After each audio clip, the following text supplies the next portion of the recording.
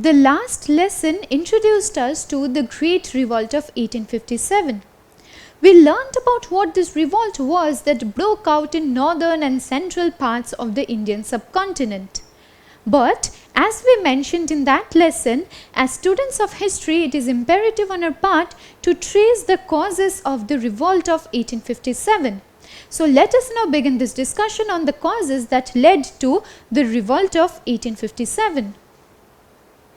Now, the British East India Company had initially come to the Indian subcontinent as traders, but over time it gained power and authority over several territories and regions. It controlled the Marathas, the region of Mysore, the Sikhs, and eventually it controlled the entire subcontinent. So we mentioned that the Indian subcontinent was going under the control and power of the British East India Company post 1757, that is after the Battle of Plassey was fought. Now when this was happening, the East India Company was very keen on maximizing its power. This is because when someone has the taste of power for once, that person will never be able to get rid of that hunger for assuming more and more power. And the same thing happened with the British East India Company as well. When it started gaining its control and authority over several regions and territories in the subcontinent and eventually the entire Indian subcontinent, it wanted ultimate authority in the lands. Which is why many policies were implemented, many new reforms were brought to being. And while we talk about these, it will be very crucial for us to understand how these reforms and policies were actually very much against the people of the nation. Which is why all these Indian masses were seething with anger. They were wanting to break out in rebellion. All they wanted was a spark, an ignition to finally break out in a rebellion against the East India Company. But for now, let us trace some of those policies and reforms which were implemented by the East India Company in the subcontinent. Lord Wellesley introduced the subsidiary alliance in 1798. Now all these reforms and policies were simply the stepping stones that led the stage for the Great Revolt of 1857. But what was the subsidiary alliance all about? Well, let us learn about that now. Now the subsidiary alliance brought into being a new administrative system in the subcontinent. This was a pact or an alliance that a regional Nawab or king had to sign with the British East India Company. But what did it intend to do? By signing this pact or alliance, the regional king or Nawab had to give all administrative control of his kingdom to the British rule. So in this way, the Nawab or the king would lose their autonomy and independence over the administrative system in his own kingdom. But the subsidiary alliance had many clauses. Let us now enumerate those clauses and understand in detail what the subsidiary alliance was all about. Firstly, we begin with the dissolution of armed forces. Now, whenever a regional king or Nawab signed or entered into the subsidiary alliance with the British East India Company, that king had to dissolve all armed forces. So, that king lost his independence and autonomy over the region, which is why he could no longer maintain his own armed forces. Instead, he was to pay a subsidy for the maintenance of British forces in the respective territory. So now British forces would be stationed at that particular kingdom or territory. So his own armed forces would no longer remain there, and instead there would now be British forces. So in a way we can understand how the subsidiary alliance was trying to get control over the various territories and kingdoms, though not very directly. And then a British resident was also to be stationed at the court of that king or Nawab. So from this we can understand how the entire power was slowly going into the hands of the British East India Company. And last but not the least, the Nawab was now divested of the power or the autonomy to make an ally, because the Nawab could no longer enter into any kind of diplomatic relation with any territory, with any foreign power, with any region or kingdom. And at the same time, he was also no longer able to wage any war without the permission of the British East India Company. So all these means that the subsidiary alliance was reducing or curtailing the power and the independence of the local Nawabs or Rajas. But why were the Nawabs supposed to enter the subsidiary alliance? This is because the East India Company mentioned that it would protect the kingdom of that Nawab or Raja from internal revolt or foreign attack. So just this protection from internal revolt or foreign attack actually costed the independence and autonomy of the local Nawabs or Rajas. But it would have been fine if there was an element of volition in this. As in, if the Rajas or the Nawabs were given the choice to enter the subsidiary alliance. But unfortunately enough, over the years, the East India Company was actually coercing and compelling the local Rajas or Nawabs to enter the subsidiary alliance. So the local Nawabs or Rajas did not really have a say as to whether they wanted to enter the subsidiary alliance or retain their autonomy.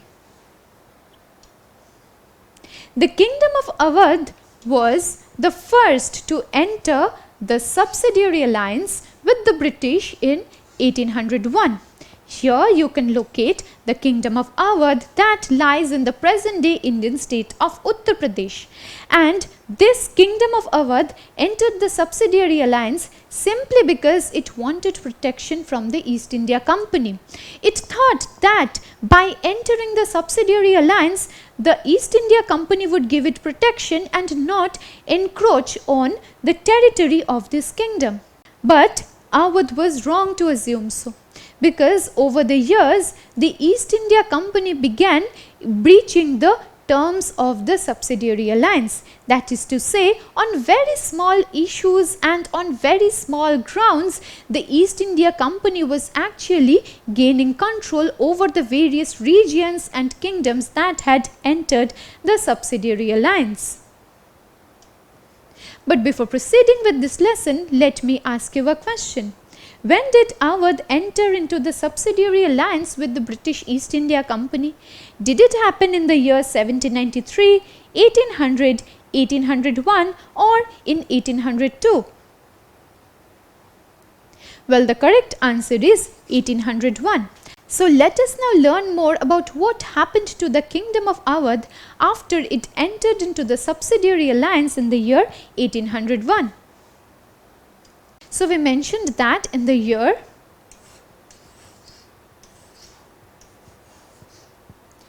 1801, Awadh entered into the subsidiary alliance with the British East India Company. But in the year 1856, Awadh was annexed by the British East India Company. Why do you think it happened? This is because the then Governor General of the East India Company, that was Lord Dalhousie, mentioned that this kingdom of Awadh was being misgoverned by the Nawab of Awadh, which was Wajid Ali Shah.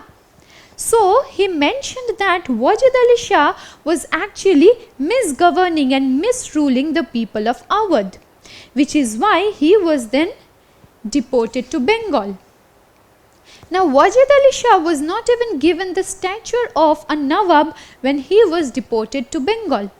He was having to live off a very meager pension, and in fact his family was also struggling to survive when Wajid Ali Shah was deported to Bengal. Now the pretext was misgovernance. That is to say, Lord Dalhousie mentioned that the people of Awadh were not being able to live a healthy and good life under the rule of Wajid Ali Shah, so it was imperative for him to annex Awadh to the East India Company so that this region would now be prosperous. But this was a hoax, because this was actually the way to control a region, to annex a new territory, and this happened through the subsidiary alliance. So as we mentioned, the terms of the subsidiary alliance were being breached by the East India Company.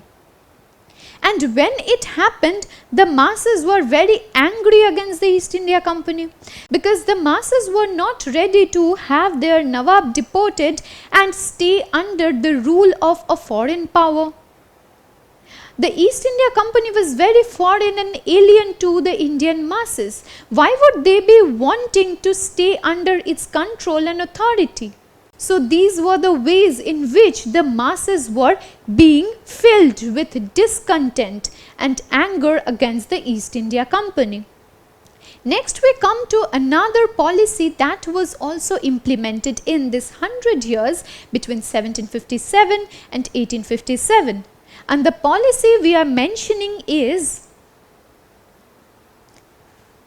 the doctrine of lapse. Now the then Governor General of the British East India Company, Lord Dalhousie, introduced the doctrine of lapse in 1848. Now what were the terms of this policy of doctrine of lapse? Let us learn about that. Under this policy, Indian territories were annexed in the absence of a natural male heir. So, the British East India Company now mandated that if any ruler died without a natural male successor to the throne, then that territory or that region will be annexed by the East India Company. Now, this was also a very unjust and unfair rule that was implemented by the British East India Company. What power did they actually have over the land to actually seize these territories? They were foreign powers here. And what right did they have to bring more and more Indian territories under their control? Well, all this was done under the motive of gaining ultimate power and control over the land, as well as exploiting the resources of the subcontinent, as well as draining everything that the subcontinent had. Now let us briefly talk about those who were affected by this policy of doctrine of lapse. Nana Sahib was the adopted son of Bajirao II, and Nana Sahib was forced to surrender Nagpur to the British under this policy of the doctrine of lapse. So Nana Sahib was not recognized as an official heir to the throne simply because he was the adopted son of Bajirao II. In fact, Nana Sahib was not even allotted the pension that he deserved as a successor to the throne. And when we talk about this policy of doctrine of lapse, mention must be made of Jhansi. Jhansi was also taken over by the British under the policy of doctrine of lapse. Now when the ruler of Jhansi, that was Gangadhar Rao, passed away in the year 1853, Rani Lakshmi Bai, that is the wife of Gangadhar Rao, adopted her son Damodar Rao. So like the case of Nana Sahib, Damodar Rao was also not recognized as an official heir to the throne, which is why Jhansi was also annexed by the British East India Company under the policy of the doctrine of lapse. And these were not the only two states which were brought under the control of the East India Company by the policy of doctrine of lapse. Over the period of 8 years, many Indian states and kingdoms like Jaipur, Jhansi, Sambalpur, Nagpur, Satara, Udaipur were annexed by the East India Company, simply under this policy of doctrine of lapse that mandated that a king should have a natural male successor to the throne in order to be able to retain the territory. Else, the territory would be annexed by the East India Company. Now, during his rule as the Governor General of the East India Company, Lord Dalhousie made many announcements. He implemented many policies and reforms. Now, one of his announcements disempowered the Mughal Emperor. Now, around this time, that is prior to 1857, the Mughal Emperor was not very powerful. But at the same time, it is not to mean that he was completely divested of all power. The last Mughal Emperor, that is Bahadur Shah Zafar, was revered by the Indian masses. The Indian masses saw him as the Mughal emperor that they looked up to. But in the year 1849, Lord Dalhousie mentioned that after the death of Bahadur Shah Zafar, his family would no longer be allowed to reside in the Red Fort. Now, for many decades, the Mughal emperors have been residing in the Red Fort. And when in 1849, Lord Dalhousie mentioned that after the death of Bahadur Shah Zafar, his family members will no longer be allowed to reside in the Red Fort, it meant an end or dissolution of the Mughal Empire itself. This is because the Red Fort was also seen as a symbol of power simply because it was the residence of the Mughal Emperor. And afterwards, in 1856, Lord Dalhousie announced that none of Bahadur Shah Zafar's descendants would be recognized as kings. That is to say, earlier on, his family members were thrown out of the Red Fort after his death, and now none of his successors would be recognized as the king. So this is to mean that the Mughal Empire was completely dissolved by these announcements that were made by Lord Dalhousie. Now, this came as a severe blow to the Indian masses because the Mughal Empire has ruled the Indian subcontinent for many centuries. Since the 16th century, it has ruled several parts of the Indian subcontinent, and when suddenly this empire was brought to an end by foreign power, the masses were severely angered. They were enraged by these announcements. And at the same time, the Muslim community also took it very personally when Bahadur Shah Zafar's descendants or successors were no longer recognized as kings. So at this point of time, anger and hatred against the East India Company were brewing up in the minds of the citizens of the subcontinent. So from this we can understand that the Nawabs and rulers of Indian states were losing their power. So these people were no longer having their autonomy, their independence over their own kingdoms or territories, because their kingdoms were being annexed by the British East India Company under various policies and reforms. They were no longer able to hold on to the power that they have been enjoying and gaining traditionally. So these Nawabs and rulers of Indian states were severely enraged by the policies of the East India Company. In this lesson, we talked about how the East India Company's policies were severely affecting mostly the Nawabs and the rulers, that is the ruling community of the Indian subcontinent. In our subsequent lesson, we will be focusing on several other sections of the Indian subcontinent, following which we will try to understand how all these enraging sentiments against the company's rule paved the way for the Great Revolt of 1857.